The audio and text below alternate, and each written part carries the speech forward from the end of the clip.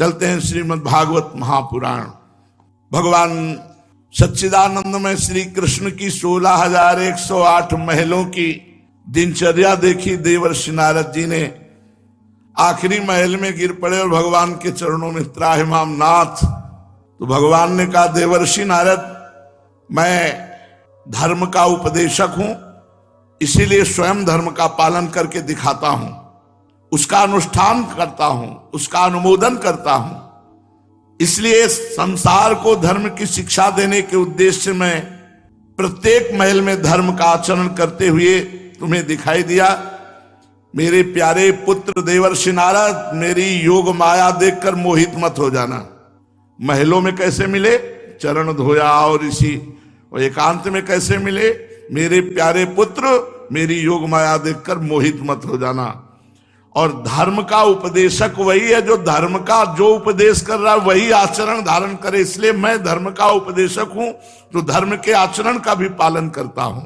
भगवान श्री कृष्ण गृहस्थों को पवित्र करने वाले श्रेष्ठ धर्मों का आचरण कर रहे थे। देवर्षि नारद जी ने अलग अलग महलों में भगवान को अलग अलग अनुष्ठान करते हुए अलग अलग शक्तियों के पास देखा।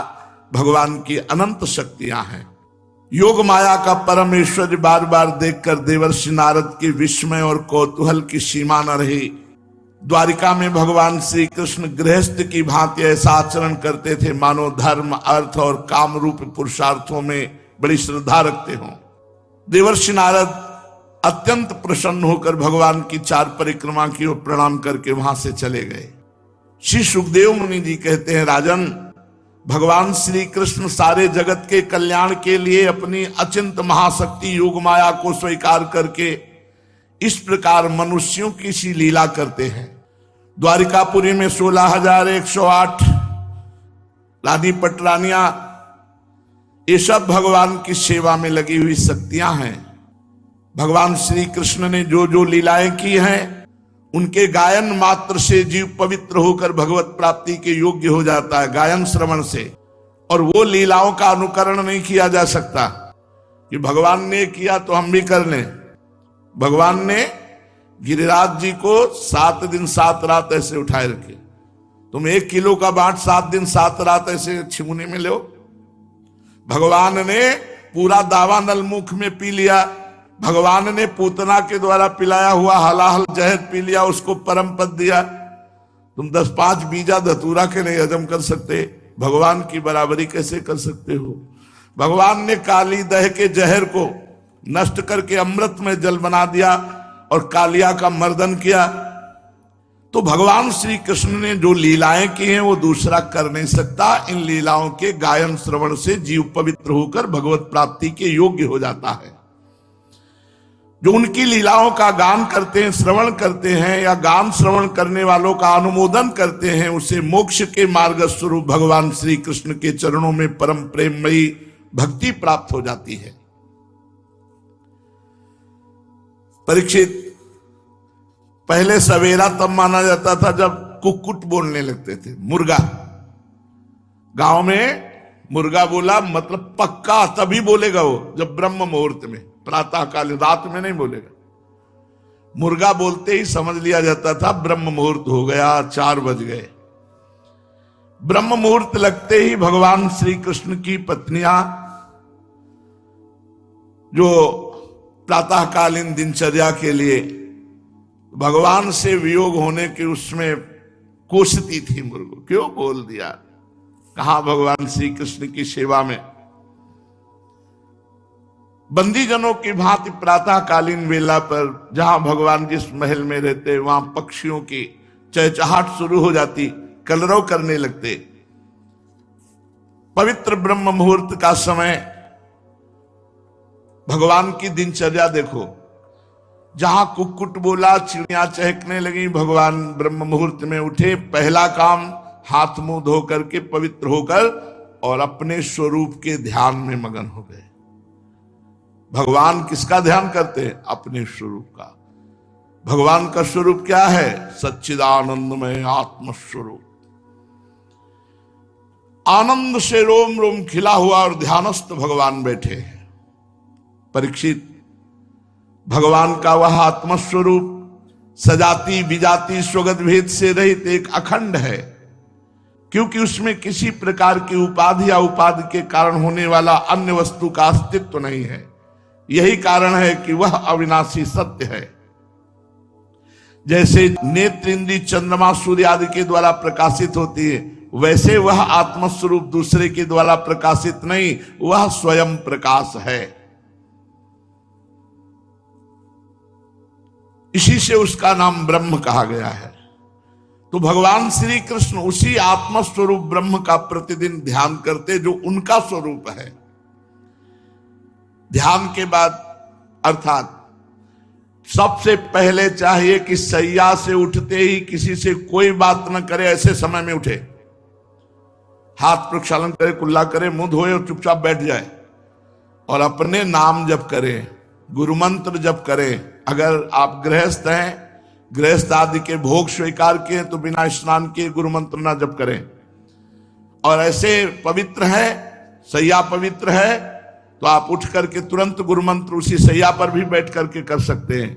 अगर अपवित्र भोग विलास वाली है तो फिर उठ करके स्नान करने के बाद ही आप गुरु मंत्र जप सकते हैं, नाम तो जप सकते हैं उस समय भी।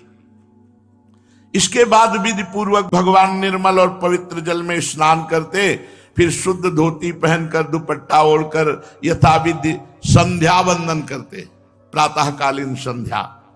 इसके बाद भगवान मौन होकर हवन जप करते, गायत्री जप करते, हवन जप करते हुए हवन या मंत्र उच्चारण करते हुए हवन, गायत्री जप करते, क्योंकि भगवान सत्पुरुषों के आदर्श हैं। फिर सूर्योपस्थान करते, फिर अपने कला स्वरूप देवता ऋषि और पितरों का तर्पण करते, फिर घर के जितने बड़े बूढ़े हैं सबको प्रणाम करते। इसके बाद भगवान श्री कृष्ण दुधारू पहले पहल ब्याई हुई बछड़ों वाली सीधी शांत गौओं का ब्रह्म ऋषियों को दान करते। उस समय उन्हें सुंदर वस्त्र और मोतियों की माला पहना दी जाती, सींग में सोना मढ़ दिया जाता, खुरों में चांदी मढ़ दी जाती। वे ब्राह्मणों को वस्त्राभूषणों से सुसज्जित करके रेशमी वस्त्र, मृगचर्म, ये प्रतिदिन 13,084 गौएं भगवान दान करते थे प्रतिदिन।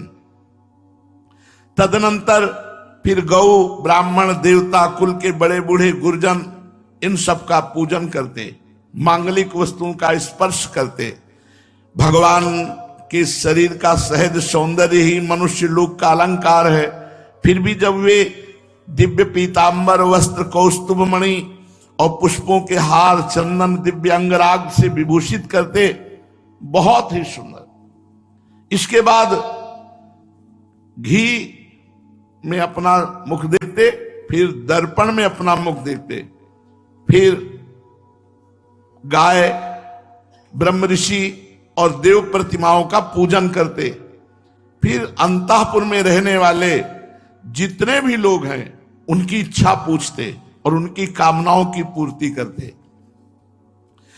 पुष्पमाला, तांबूल, चंदन, अंगराग आदि पहले ब्रह्म ऋषियों को अर्पित करते, फिर स्वजन संबंधियों को, फिर रानियों को, फिर बची हुई वस्तु अपने प्रयोग में लाते भगवान, क्योंकि घर के मालिक को ऐसा करना चाहिए। भगवान ये सब करते होते तब तक दारुक नाम का सारथी सुग्रीवादि घोड़ों से जुता हुआ अत्यंत अद्भुत रथ ले आता और प्रणाम करके भगवान के सामने खड़ा हो जाता। इसके बाद भगवान श्री कृष्ण सात्यकी और उद्धव जी के साथ अपने हाथ से सारथी का हाथ पकड़कर रथ पर सवार होते, ठीक वैसे ही जैसे भुवन भास्कर भगवान सूर्य उदयाचल पर आरूढ़ होते हैं। परीक्षित तदनंतर भगवान श्री कृष्ण समस्त यदुवंशियों के साथ सुधर्मा नाम की सभा में प्रवेश करते।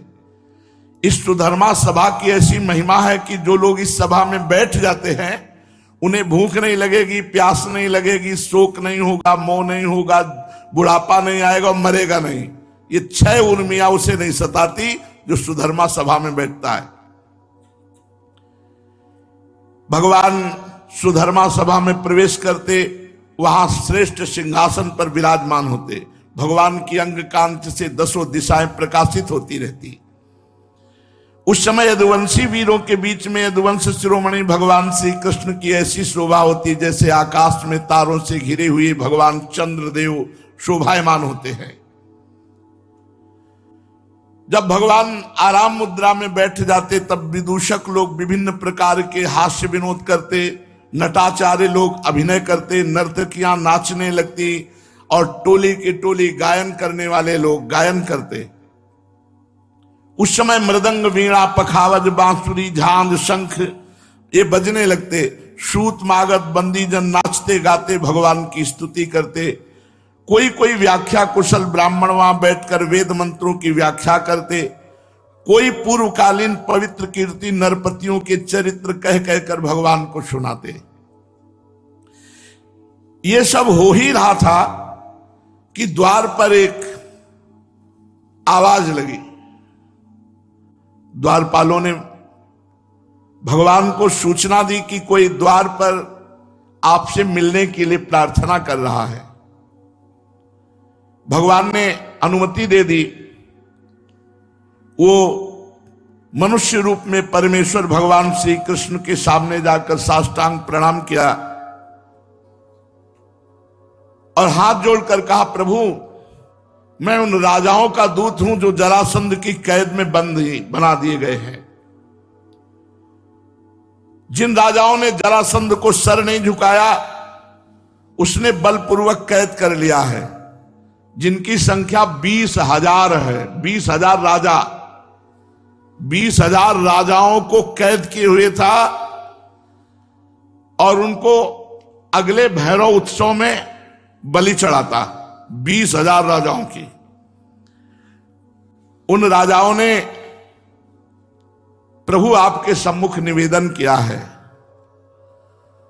उन्होंने कहा है, कृष्ण कृष्णा प्रमेयात्मन प्रपन्न भय भंजन वयम त्वाम शरणं यामो भवभीता पृथक धिया। हे सच्चिदानंद स्वरूप श्री कृष्ण, आप मन और वाणी के अगोचर हैं। प्रभु सुना है जो आपकी शरण में आ जाता है उसके सारे भय नष्ट कर देते हैं। प्रभु हमारी भेद बुद्धि मिट्टी नहीं, हम जन्म मृत्यु रूपी संसार चक्र में भयभीत होकर आपकी शरण में आ गए हैं। जगदीश्वर, आपने जगत में अपने ज्ञान बलादि कलाओं के साथ इसलिए अवतार ग्रहण किया है कि साधु पुरुषों की रक्षा हो और दुष्टों को दंड मिले। प्रभु ये जरासंध हमें कैद किए हुए है, हमें कष्ट दे रहा है और हमारी बलि चढ़ाएगा। प्रभु मैं समझ रहा हूं कि जरासंध कष्ट नहीं दे रहा, हमारे कर्म ही जरासंध को निमित्त बना करके हमको दुख दे। हमने पहले दुष्कर्म किया होगा, उसका मुझे दंड मिला है। प्रभु आप कृपा कीजिए, मुझे बचा लीजिए, इस क्लेश से मुक्त कीजिए। प्रभु हम जानते हैं कि राजा पने का सुख प्रारब्ध के अधीन एवं विषय साध्य है। सच कहें तो स्वप्न सुख के समान अत्यंत तुच्छ और असत है। साथ ही उस राज्य सुख को भोगने वाला यह शरीर भी एक प्रकार से मुर्दा ही है। इसके पीछे सदा सर्वदा सैकड़ों प्रकार के भय लगे रहते, परंतु हम तो इसी के द्वारा जगत के अनेकों भार ढो रहे हैं। और यही कारण है कि हमने अंतःकरण के निष्काम भाव निसंकल्प स्थिति को प्राप्त होने वाले भागवतिक सुख को जाना ही नहीं, उसका परित्याग कर दिया। सचमुच सचमुच हम अत्यंत अज्ञानी हैं, आपकी माया के फंदे में फंसकर क्लेश पर क्लेश भोगते जा रहे हैं। भगवान आपके चरण कमल शरणागत पुरुषों के समस्त शोक और मोह को नष्ट कर देने वाले हैं। इसलिए आप ही जरासंध रूपी कर्मों के बंधन से हमें छुड़ा लीजिए। प्रभु ये अकेला जरासंध 10,000 हाथियों का पावर रखता है, शक्ति रखता है। हम लोगों को जबरदस्ती ऐसे बंदी बनाया जैसे सिंह भेड़ों को घेर लेता है।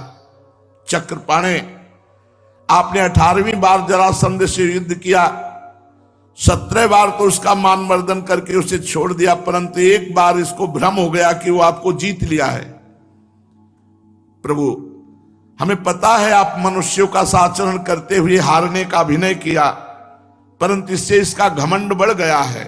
हे अजित, हम आपकी शरण में हैं, आपकी प्रजा हैं, अब जैसी इच्छा हो वैसा करो।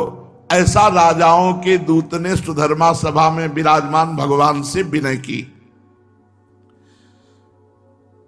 श्री सुखदेव जी कहते हैं, परीक्षित, राजाओं का दूत इस प्रकार कह ही रहा था कि उसी समय परम तेजस्वी देवर्षि नारद जी, जिनकी जटाएं बिजली की तरह चमक रही थी, ऐसा मालूम हुआ मानो भगवान सूर्य उदय हो गए हों।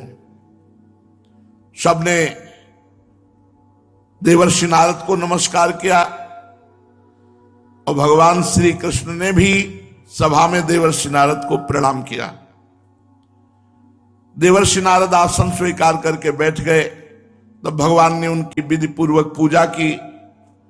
अपनी श्रद्धा से उनको संतुष्ट करते हुए मधुर वाणी में कहा, देव ऋषि, तीनों लोकों का समाचार आपसे मिलता रहता है, आपका कुशल मंगल है। तीनों लोकों में कुशल मंगल तो है ना, क्योंकि आप तीनों लोकों में विचरण करते रहते हैं। मुझे बड़ा लाभ मिलता है, घर बैठे पुणे तीनों लोकों का समाचार मिल जाता है। ईश्वर के द्वारा रचे हुए ब्रह्मांडों में कोई ऐसी जगह नहीं जहां आप जा नहीं सकते, कोई ऐसी बात नहीं जो आप जान नहीं सकते। बताओ त्रिभुवन में क्या हो रहा है, खास करके हस्तिनापुर में। देवर्षि नारद जी ने कहा, सर्वव्यापक अनंत प्रभु, विश्व के निर्माता, मायावियों के परम गुरु, महामायावी ब्रह्मा भी आपकी माया का पार नहीं पा सकते। देख लो, हम ऐसे कि चेला है, ब्रह्मा भी जिसका पार न पाए वो हमारे स्वामी है, तो स्वामी भी जिसका पार न पावे वो हमारी स्वामिनी है। जाके अधीन सदाई सांवरो या ब्रज को सिरताल। बाजी जीत गए। या छोटा मोटा कोई पदाधिकारी हाथ रख दे, तुम्हारे फूले घूमेंगे कि हमारे अमुक हैं, वो अनंत ब्रह्मांडों का स्वामी हमारा स्वामी है, हमें फूलन ना आवे। पता नहीं कैसा हृदय है। अरे ठसा ठस हृदय में बात भर लो, विश्वास करो, मेरे स्वामी अखिल ब्रह्मांडों के स्वामी। तभी तो कहते दुनिया का सब वैभव हमारे बाप का वैभव है, हमारे प्रभु हमारे हैं और उनका सब वैभव है। तो राजकुमार की तरह जियो और भगवत प्रॉपर्टी प्राप्त करो, परम पद, भगवत चरणारविंद सेवा, भगवत प्रेम, तत्वबोध, ये भगवत प्रॉपर्टी। प्रभु, ब्रह्मादि भी आपकी माया का नहीं पार पाते। मैंने एक बार देखा है आपकी माया, मैंने आपकी माया का देखा प्रभाव, इसलिए मुझे कोई आश्चर्य नहीं हो रहा जो आप ऐसे पूछ रहे हो कि जरा समाचार सुनाइए, त्रिभुवन में क्या हो रहा है या हस्तिनापुर में क्या हो रहा है। प्रभु, माया के एक संकल्प में सृजन, पालन और संहार होता रहता है।